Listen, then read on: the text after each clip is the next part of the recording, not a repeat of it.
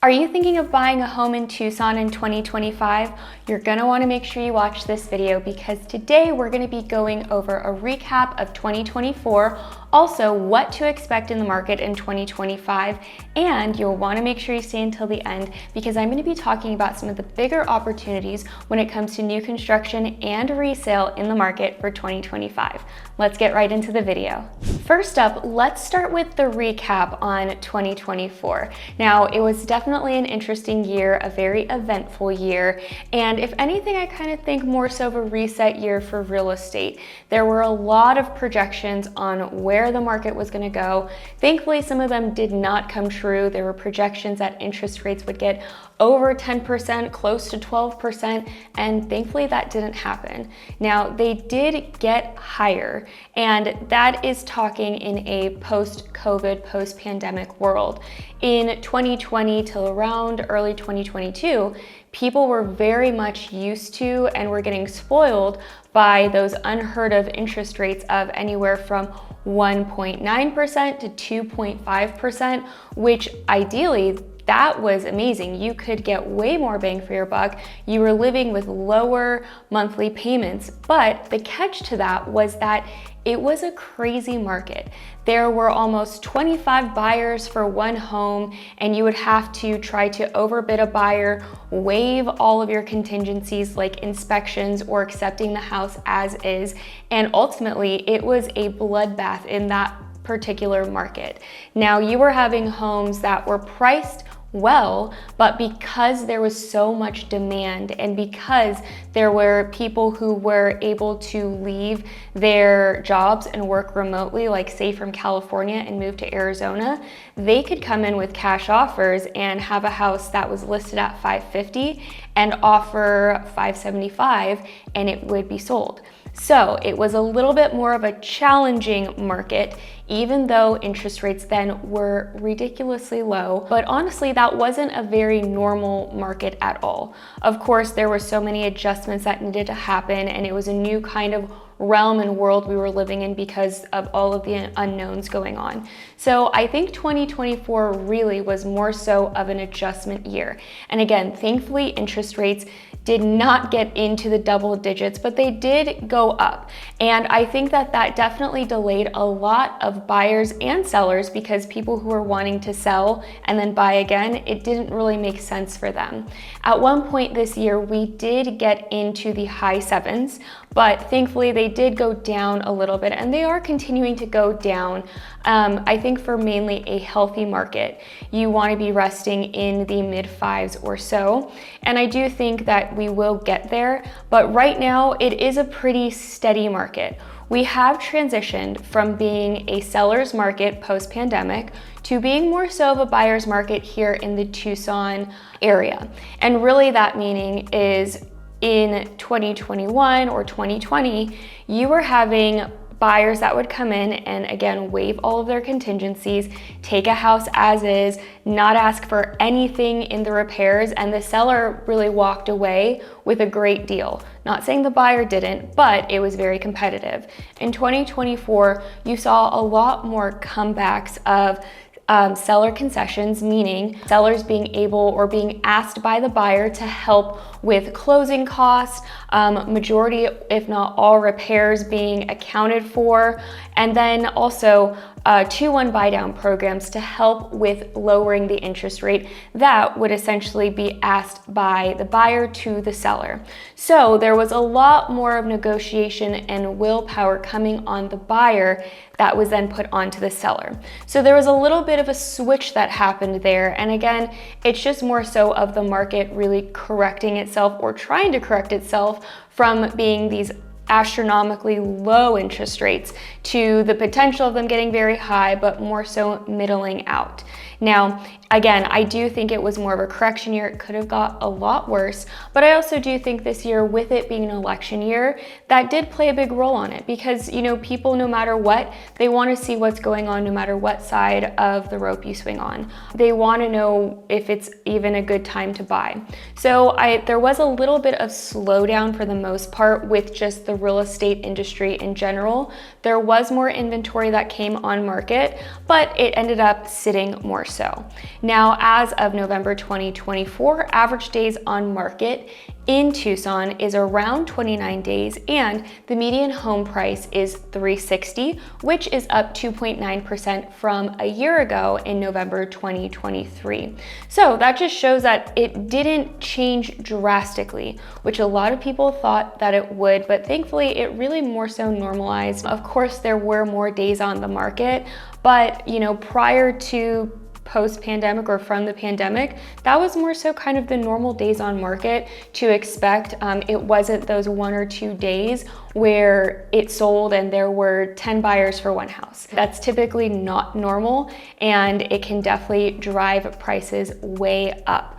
So I think that this year there were definitely some advantages for buyers, but of course there was some unknowns that some people just ended up waiting.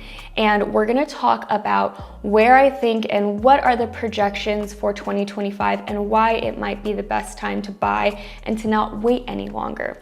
So if you're looking to purchase in the Tucson area, or if you're looking to sell your home, now might be a good time to get some more information. My contact information is below, and it's also gonna pop up on the screen, so go ahead and save that for later. You can text, call, email me, set up a one-on-one call, because I think that 2025 is going to be an excellent year whether you're buying or selling. So now's the time to get in touch with me so that either I can walk you through the buying process, or I can sit down with you and go over numbers of where your house stands in the market and where it might get you in mid or early 2025, so you can contact me. Now let's talk 2025. So it is projected that interest rates are going to go down a little bit. I do not think that they're going to go down as drastic as 2.5%, but if they do go down a little bit, I think it would be great if we could get them more normalized in the low 5s to mid 5s. I think that's a very healthy area for interest rates, for home pricing and everything. I do think that, that is a more normal market for interest rates to be resting at, and it is projected for them to go down. So we shall see. Of course, you want to make sure that you do your research, you talk with the lender, but we just need to wait and see where those go. And again, it's never really wise to time out the market because no one actually knows what really will happen. So if you think that, right now where it's sitting, that now's not a good time, I'm gonna wait because so-and-so said in March interest rates will be at low 4s. Well, so-and-so might not know what they're talking about and they could get higher, you never know. So it's never very wise to time out the market, but it's always good to talk to somebody who might have a good pulse on things so that they can give you some good guidance. And also, if you are looking to buy or sell, meet with someone, talk with them. I can help you. Again, my contact information is below. But I do think there is going to be some more activity in 2025, especially more so as the spring market heats up. We're just out of post-election season, just going through the holidays. So typically after that time, you are going to see more buyers and sellers that come onto the market. So that could lead to a little bit more competition for buyers.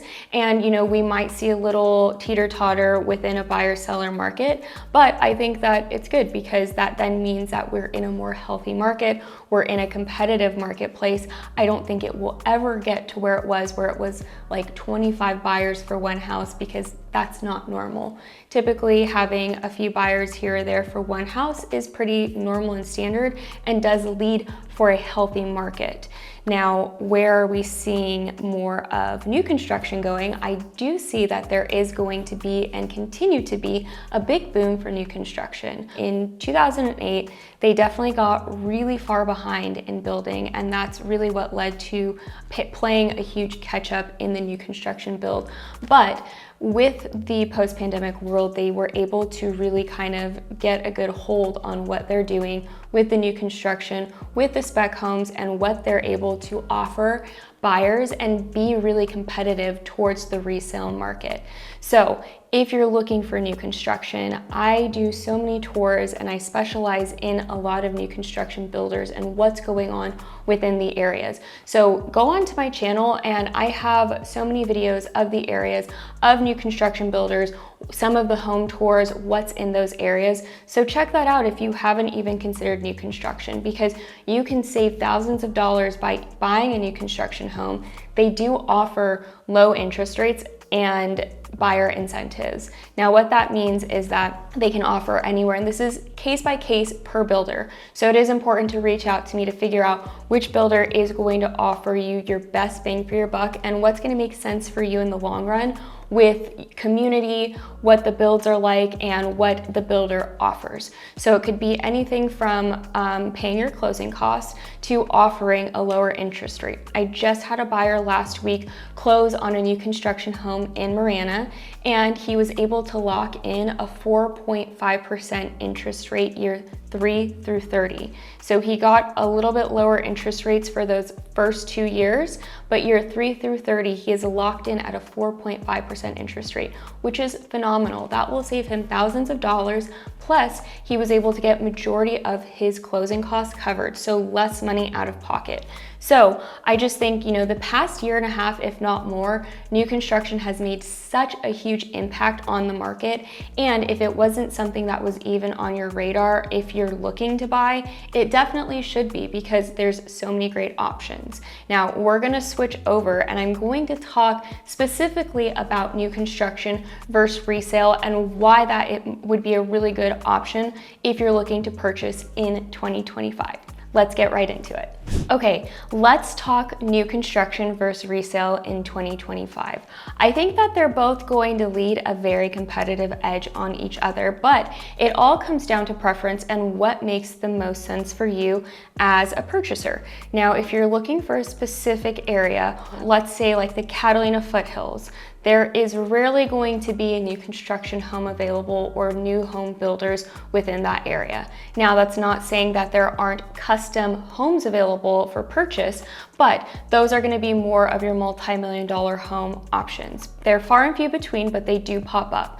Now, if you're looking for more variety as a spec home builder, those you're going to find in different locations throughout Tucson. They're going to be more in the outskirts areas like Oro Valley, Marana, Sahuarita, and Vail. There are a few others that are a little bit closer in, but that's something that we'll need to really find out what location you're looking for, and I can help you find the best area and where there might be some new build communities within those areas. So that's something to keep in mind. If you're really strictly wanting to be in a very specific area, let's see if they even build new construction homes in there. If not, there are so many locations throughout Tucson with beautiful home builders, everything from Meritage, Pulte Homes, Madame Homes, D.R. Horton, Richmond American, so many builders. So we need to figure out where is the best place and location for you. Then from there, we're gonna narrow it down to builders.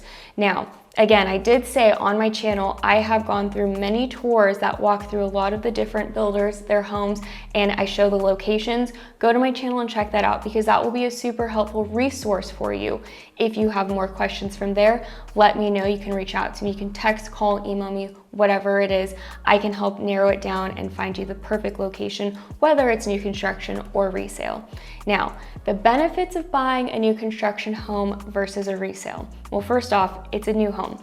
So that means that you are getting into a brand new home that no one has ever lived in. And the benefit with purchasing with a builder is that you get warranties on that home. So you don't have to worry about if you have any issues with your roof, your HVAC, or any of your main mechanical systems. Those are covered under warranties, especially if you have anything that goes on with the house.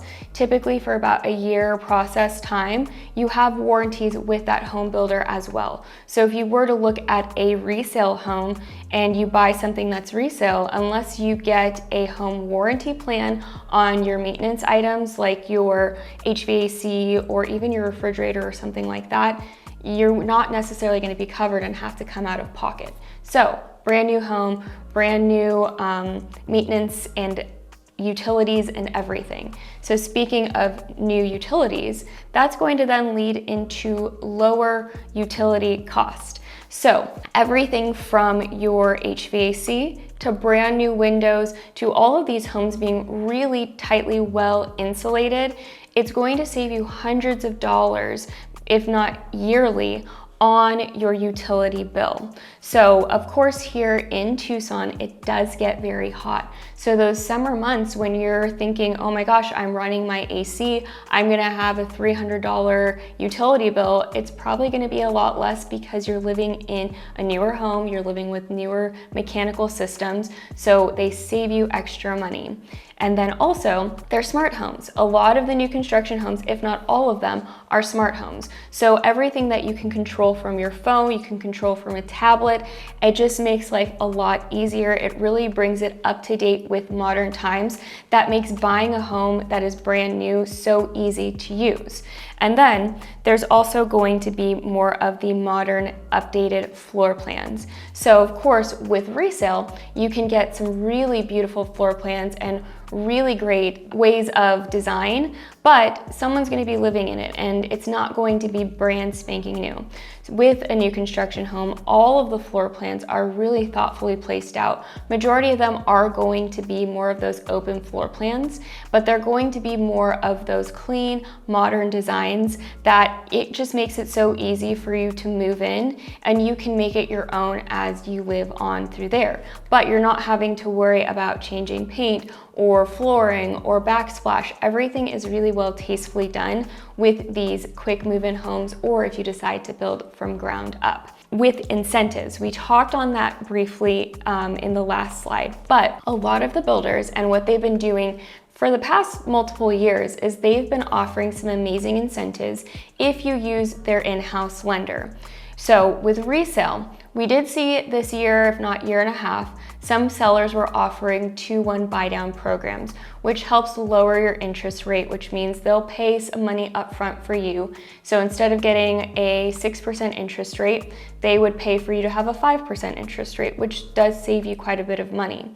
With the builders, what they're doing, if you use their in-house lender, they will buy down your rate so that, again, I mentioned one of my clients, he just locked in a rate that he's going to be paying year 3 through 30 at 4.5% interest rate. That is lower than I've seen pretty much, the past few years in the residential market. And then they're also offering money towards closing and or offering appliance packages, which means for certain builders, and I do know ones that do specifically where they offer a refrigerator, washer, dryer, and then all of your blinds and window coverings in the home. That saves you thousands of dollars up front, so you're not having to either live with really, really old washer, dryer, refrigerator. You're getting brand new, whether it's Whirlpool, KitchenAid, some of the top of the line appliances that are already paid for and installed for you as you move into that new home. So there is a lot of benefits when it comes to purchasing a new construction home.